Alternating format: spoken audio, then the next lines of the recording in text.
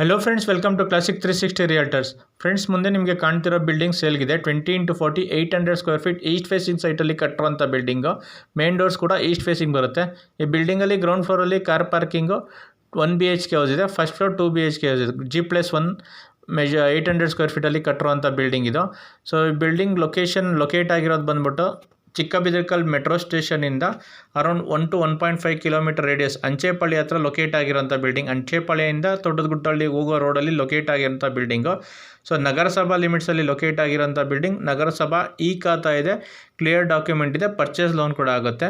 So coming to the price of the building, owner quoting price 85 lakhs ಹೇಳ್ತಾರೆ. 85 ಲಕ್ಷ, slightly negotiable ಆಗುತ್ತೆ.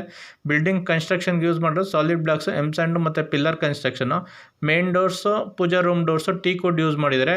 Premium quality material use ಮಾಡಿದ್ದಾರೆ and quality construction ಮಾಡಿದ್ದಾರೆ.